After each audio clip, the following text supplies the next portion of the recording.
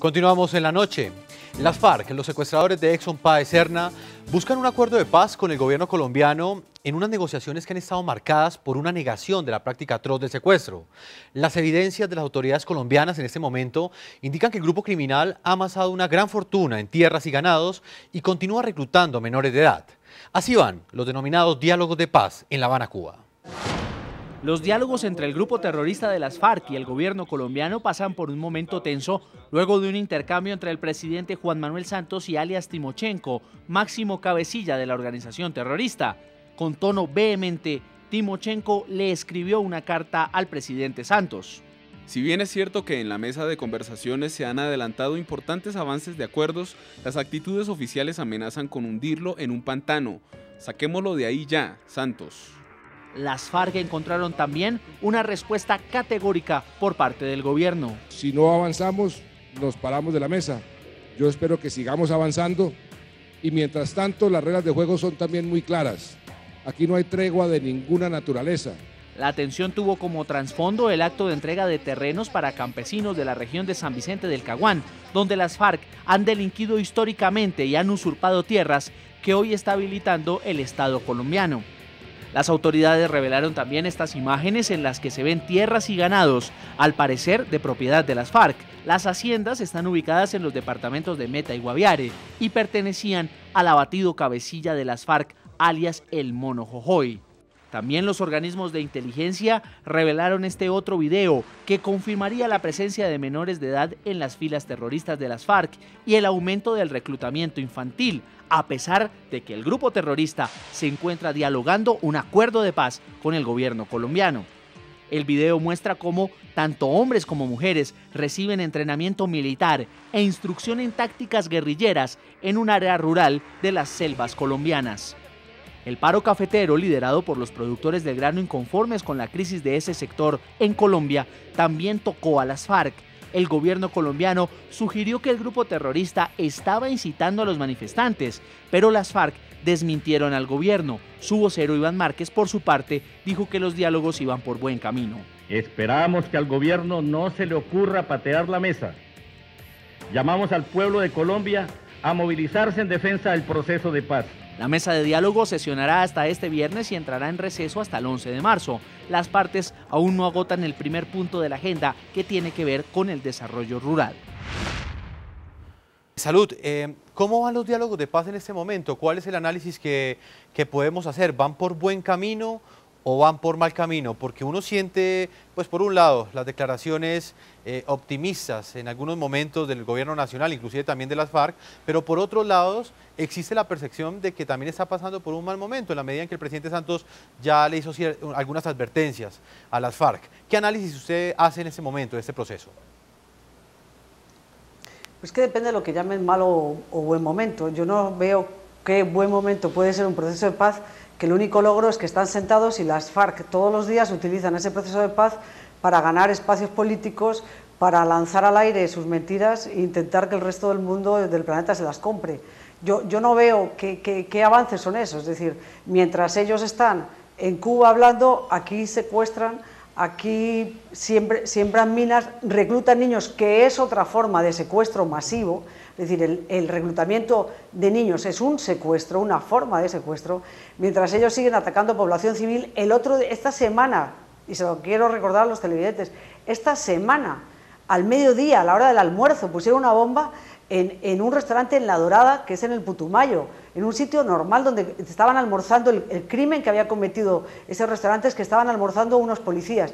Pusieron una bomba, mataron a un policía, mataron a un civil, hirieron a 18 personas, algunas de ellas quedaron con el 80% del cuerpo quemado, es decir, y lo hicieron al mediodía y solo porque en ese restaurante almorzaban unos agentes que estaban armados de una cuchara y un tenedor, por Dios. Salud. Entonces, yo no sé a qué se refieren que están avanzando los diálogos en Cuba. Y luego hay otra cosa, y perdona un momento que me extienda, cuando ellos están hablando de que lo que quieren es hacer una tregua y que sea una tregua bilateral, yo pregunto a la gente, ¿una tregua bilateral con un grupo terrorista que niega tener secuestrados? ¿Eso es lo que quiere la gente? Es decir, que una de las formas que tienen ellos de combate, que es secuestrar, de amedrentar a la gente, que es secuestrar una de esas maneras, y ellos niegan que tengan ningún secuestrado, ¿con esa gente es con la que uno puede hacer una tregua? Salud, ¿Con gente que va a mentir puede... sistemáticamente sobre sus acciones? Salud, ¿qué le puede usted responder a quienes utilizan un argumento precisamente diferente al suyo para justificar estas negociaciones? Y es que pues precisamente porque están enfrentados y porque están en guerra, ¿sí?, está prácticamente justificada esta negociación, obviamente teniendo en cuenta que el Estado pues, representa la legalidad y en este caso pues las FARC representan un grupo terrorista. Hay quienes defienden esa negociación sobre esa base, que finalmente la negociación lo que tiene que llevar es a que acabe esa confrontación. No, pero por supuesto que uno sabe perfectamente que quien está sentado es con una organización terrorista, cosa que hay personas como yo que me parecen que uno no se debe sentar con una organización terrorista a discutir agenda política, porque no tienen ninguna representación. Pero en cuanto a un cese bilateral, a una tregua bilateral, solamente quiero plantear eso, es decir, cómo usted puede, de alguna manera, sugerir hacer una tregua con una organización que va a mentir. El otro día negaba, el jefe del grupo negociador negaba que tuvieran que ver, que el secretariado tuviera conocimiento, hubiera tenido que ver con el atentado en el Nogal, en el club de Nogal, que para quien no lo recuerde, de los que nos están escuchando, fueron 35 muertos en un club de Bogotá, en el que es un club privado de Bogotá, en donde había civiles, 35 muertos y 200 heridos o 100 y pico heridos, es decir, y niegan su participación en eso. Niegan su participación, entonces usted, ¿cómo va a negociar con un grupo que miente desde el día 1? Es que va a ser muy difícil supervisar. Ellos decían, vamos a supervisar, pero ¿cómo puede supervisar? Ellos han llegado a decir que no producen víctimas, que no han producido ningún sufrimiento en Colombia. Entonces, negociar con alguien que va a negar todo, yo no sé qué están negociando y no sé cómo van a poder verificar ningún acuerdo si ellos van a negar siempre todo y van a mentir sistemáticamente. Salud, la invito a que integremos también en este debate, en esta conversación, al senador liberal Luis Fernando Velasco. Él nos está acompañando desde la ciudad de Popayán, en Colombia. Senador Velasco, bienvenido al programa La Noche de NTN 24. Mil gracias por la invitación. Saludo a Salud y obviamente solidario con doña Silvia. Senador, quiero comenzar pues preguntándole a usted precisamente el planteamiento que está haciendo Salud. ¿Es legítimo, puede ser eficaz, si lo queremos ver así, negociar la paz con un grupo como las FARC que niega tener secuestrados, pero como el caso que estamos presentando hoy en el programa La Noche, pues básicamente resulta ser una mentira porque vemos una mamá que lleva 18 meses pidiendo a las FARC que liberen a su hijo, les pagó por el rescate, les pagó para que se lo entregaran y no le cumplieron y la única respuesta que ha tenido es que le dicen a través de las cámaras que ellos no tienen secuestrados? En Colombia, la mayoría de colombianos queremos que se acabe el conflicto. Y una manera de acabar el conflicto es la negociación política. Pero es bueno que los latinoamericanos sepan y los colombianos recuerden dos cosas. En pleno proceso de acercamiento, la fuerza pública dio de baja al jefe de las FARC, Alfonso Cano. Ya estaban los contactos, Alfonso Cano era la persona que estaba dirigiendo esos procesos de acercamiento por la FARC, y el gobierno, que ha mantenido no solo la legitimidad, sino las acciones ofensivas, dio de baja a este cabecilla de las FARC, que en ese entonces era el número 1 de las FARC. Ahora, cuando Iván Márquez está sentado en Cuba porque se tomó una decisión. No vamos a repetir el error de zonas de despeje, no se va a hacer un cese bilateral del fuego, porque evidentemente es muy complejo verificarlo, porque hay una profunda desconfianza con las FARC, porque la sociedad necesita acciones reales para comenzar a creer.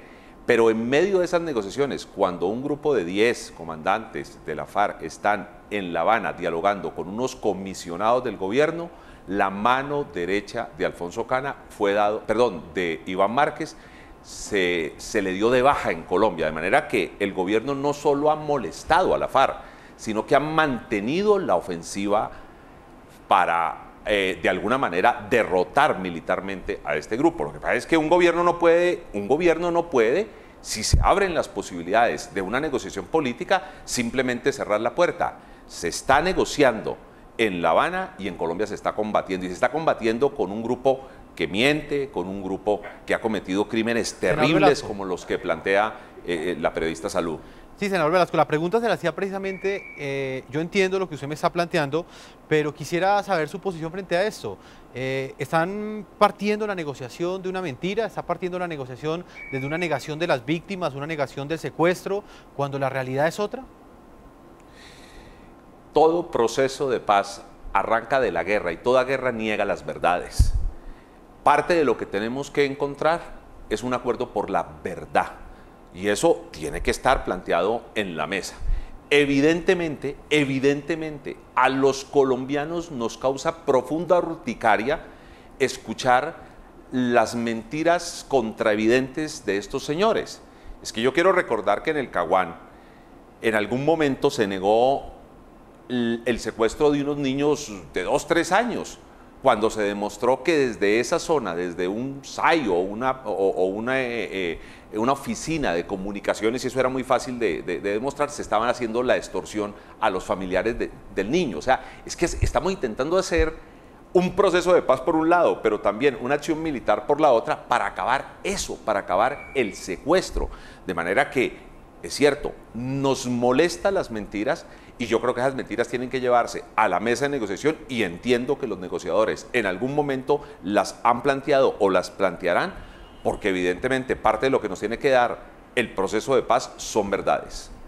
Salud Hernández, quiero preguntarle sobre si usted cree o no que en algún momento, pues bueno, usted pues, ha sido muy crítica en la medida que pues, ha dicho que no se debe negociar la agenda política del país con un grupo terrorista, pero pues ya el gobierno elegido en ese momento, el presidente Juan Manuel Santos, le está dando el respaldo total a esta negociación. ¿Cree usted que esta negociación posiblemente puede llevar a un resarcimiento de las víctimas? ¿De pronto puede ser este el motor para que doña Silvia conozca la verdad de lo que sucedió con su hijo, inclusive logre la libertad de él? Pues eso es lo que uno al menos hubiera esperado desde el principio. No sé, estamos en el mes de febrero, ellos siguen negando todo, ellos siguen diciendo que eso es culpa de los medios de comunicación imperialistas, etcétera, etcétera.